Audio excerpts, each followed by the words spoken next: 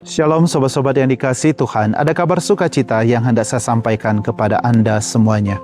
Sobat-sobat yang dikasihi Tuhan, hari ini saya berada di Gua Maria Taro Anggro, daerah Kapencar, dan kami, para imam-imam balita, yang artinya imam yang berusia 5 tahun, 4 tahun, diminta untuk masuk pada ongoing formation untuk melihat segala pengalaman 5 tahun pengalaman pastoral kami, 5 tahun, 4 tahun di tempat tugas kami, untuk kami olah kembali, untuk kami lihat kembali, untuk kami mengkoreksi diri kami sendiri, melihat segala kekuatan, kelemahan, kekurangan, bahkan segala apapun yang kami alami di tempat pastoral, untuk kami lihat, dan artinya untuk apa? Untuk mengubah diri kami menjadi pribadi MSC yang jauh lebih baik lagi.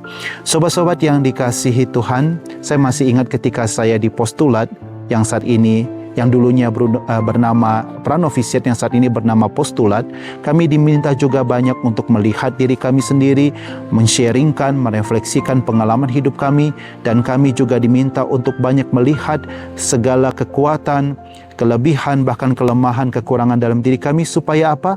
Mengkoreksi diri sendiri dan akhirnya berubah menjadi pribadi yang jauh lebih baik lagi. Sobat-sobat yang dikasihi Tuhan, dalam Injil hari ini, orang-orang Farisi dan ahli Taurat mengkoreksi murid-murid Yesus.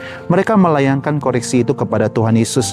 Mengapa murid-muridmu tidak berpuasa seperti murid-murid Yohanes? Dan apa jawaban Yesus? Untuk apa mereka berpuasa sedangkan mempelai laki-laki, mempelai pria ada bersama dengan mereka? Sobat-sobat yang dikasihi Tuhan, kalau kita kembali pada perjanjian lama dalam kitab Hosea, Allah Bapa di surga, Yahweh, memanggil dirinya sebagai suami, dan Israel adalah istri. Suami berarti mempelai laki-laki atau mempelai pria, sedangkan istri adalah mempelai perempuan. Dan Yesus di dalam situasi pada zamannya, dia berani mengatakan, untuk apa mereka berpuasa sedangkan mempelai laki-laki pria ada bersama dengan mereka? Itu artinya Yesus ingin mengatakan Allah dalam diri Yesus Kristus itu ada tinggal bersama dengan mereka. Yang artinya ketika Allah bersama dengan mereka, maka mereka pun tidak perlu berpuasa. Sobat-sobat yang dikasihi Tuhan, kalau kita hitung juga pada masa Prapaskah, Rabu Abu, kita berpuasa pada masa Prapaskah dari Rabu Abu sampai dengan malam Paskah.